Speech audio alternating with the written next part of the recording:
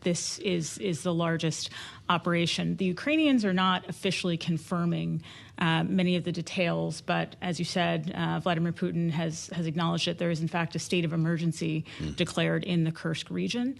We're also seeing, beyond the Russian acknowledgments of this apparent ground operation with tanks and armored vehicles, some concerns about a gas pipeline that runs through the area, and European gas prices are spiking on fears of a disruption. We heard from John Kirby about this. Really interesting reaction. As he said, we kind of need to talk to our friends in Ukraine to find out what really happened, but was careful with the language that he used, knowing that we have a policy that limits the use of U.S.-made weapons against Russia.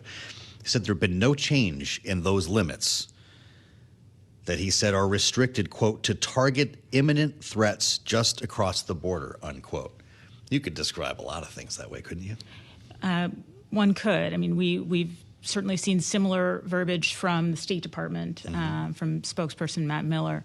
The U.S. is adamant that the policy hasn't changed and that the Ukrainians do not appear to be in violation of the policy.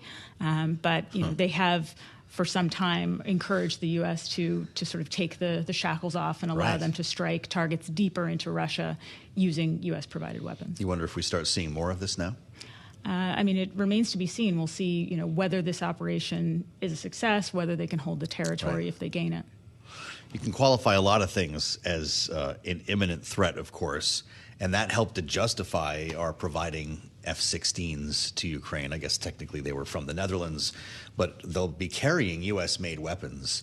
And I bring it up because we actually saw an image of President Zelensky issued actual footage of these jets flying over Ukraine. So we know they have them. We know they're in the air.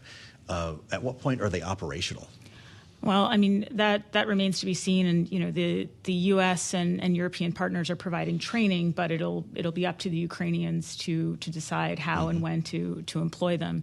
I think a lot of officials, both in Ukraine and elsewhere, have sort of sought to temper expectations about the impact, given the limited numbers of aircraft and pilots.